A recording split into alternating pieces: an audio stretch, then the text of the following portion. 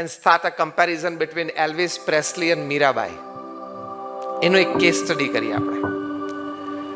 Elvis પ્રેસ્લીનું બધાએ નામ સાંભળ્યું છે? હા કે ના? હાથ ઊંચો કરો. The king of rock and roll, perhaps the greatest entertainer the planet has ever produced. અને મીરાબાઈ માટે કંઈ એવું ક્વીન ઓફ ભજન તરીકે ટાઇટલ કોઈ આપ્યું નથી.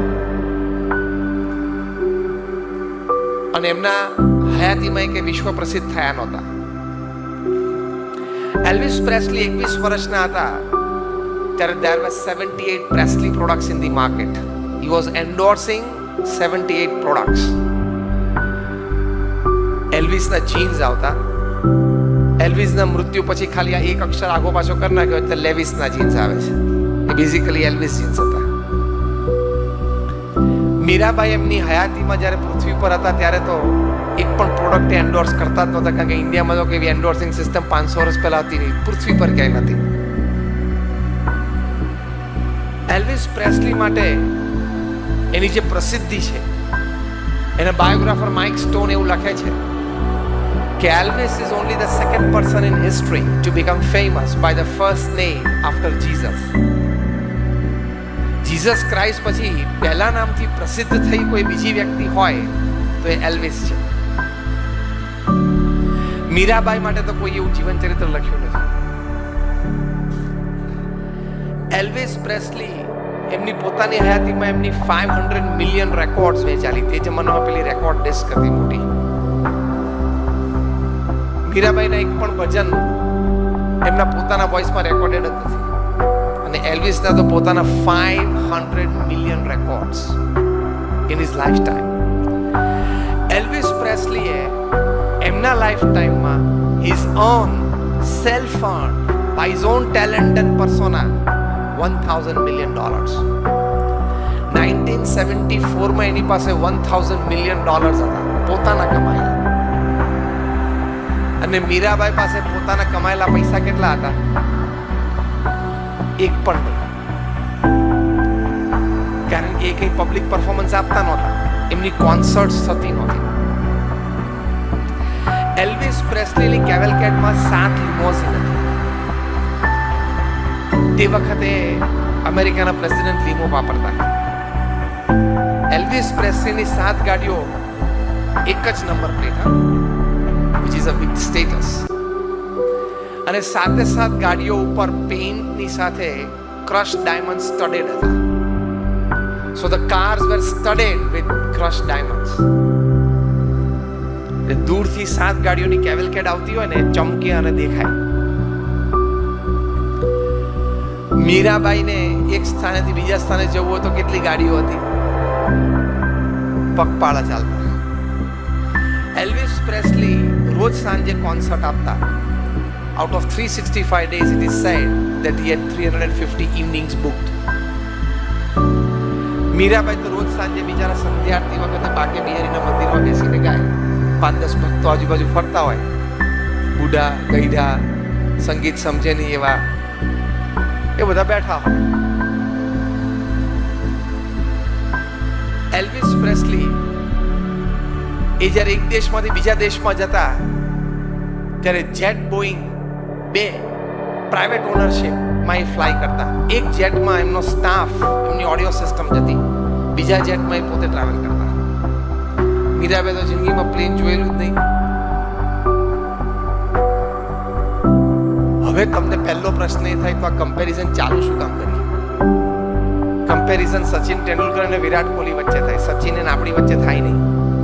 ભલે તમે એની ઇન્ડિયાની એક પેલી સ્પોર્ટ્સ ક્લબમાં ભલે કેપ્ટન હો, પણ તોય you can't be compared with Virat Kohli or Sachin Tendulkar. Am I right? તો તમને પ્રશ્ન એ થાય કે એલ્વિસ પ્રેસ્લી અને મીરાબાઈની કમ્પેરિઝન શું કામ ચાલુ કરી? એવો પહેલો પ્રશ્ન થાય ને. એલ્વિસ પ્રેસ્લી એકવાર એમનું બહુ જ famous composition how great thou art વગાડતા હતા પિયાનો પર. એમના સેક્રેટરીએ પૂછ્યું કે sir how are you feeling? You are at the peak of your career. રોજ સવારે એલ્વિસના બંગલાની બહાર 100-200 માણસ ભેગા થઈ જાય મંગળા આરતીના દર્શન કરવા માટે, એલ્વિસ પ્રેસ્લીના દર્શન માટે. કે how are you feeling sir at the peak of your career? જે આ બધું મેં વર્ણન કર્યું તે. ત્યારે એલ્વિસે નિસાસો નાખ્યો, પિયાનો ઉપરથી બંને હાથ લઈ લીધા અને બોલ્યા, એક્સ્ટ્રીમલી અલોન. એટલે રોજ સાંજે 2000 માણસ તને સાંભળવા આવે છે, રોજ સવારે તું બેડરૂમમાંથી બહાર ગેલેરીમાં આવે ત્યારે 100 માણસો તારા દર્શન કરવા માટે, એટલે તને જોવા માટે આવે છે. અને રોજ સાંજે કોન્સર્ટમાં એલ્વિસ પ્રેસ્લી જ્યારે પીક ઉપર હોય ત્યારે પોતાનું લેધર જેકેટ કાઢીને ફેંકે ઓડિયન્સમાં, અને લેધર જેકેટના વિધિન મિનિટ્સ આટલા ટુકડા થઈ જાય. લોકો એક એક ટુકડો પ્રસાદીનો ઘેર લઈ જાય. અને આજે પણ અમેરિકામાં ઘણા બધા લોકો એમના લિવિંગ રૂમમાં શોકેસમાં એ એલ્વિસના જેકેટનો પ્રસાદીનો ટુકડો નીચે તારીખ ને સમય લખે કે that is a credit કે once upon a time I have attended Elvis's live concert. મીરાબાઈનું તો એકે પ્રસાદીનું વસ્ત્ર કે મળતું જ નથી, પણ આમને કહ્યું કે આઈ એમ ફીલિંગ અલોન, મને એકલતાનો અનુભવ થાય છે. અને મીરાબાઈએ આમાંથી કોઈ વસ્તુ નહોતી છતાં કીર્તન લખ્યું, પાયોજી મેને રામ રતન ધન પાયો, કે મને એકલતાનો અનુભવ જ નથી. એથી તો રાજમહેલ છોડીને આવેલા, મહારાણી હતા, પણ એમને એકલતાનો અનુભવ ના થયો. એમને થયું કે મારી સાથે તો ભગવાન છે. પાયોજી મેને રામ રતન ધન પાયો. એલ્વિસ પ્રેસ્લી પાસે બધું હતું છતાં એમણે કહ્યું કે આઈ એમ ફીલિંગ અલોન. મીરાબાઈ પાસે કશું નહોતું છતાં એમણે લખ્યું કે પાયોજી મેને રામ રતન ધન પાયો.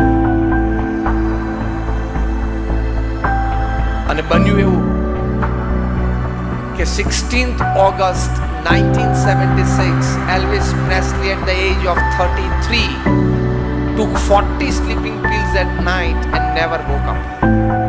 He committed suicide. 33 વર્ષની ઉંમરે $1,000 મિલિયન સાથે એને સુસાઇડ કર્યો. આટલી પ્રસિદ્ધિ સાથે એને સુસાઇડ કર્યો. ઉંમર કેટલી? 33 વર્ષની. અને મીરાબાઈ માટે તો suicide was a far away distant word.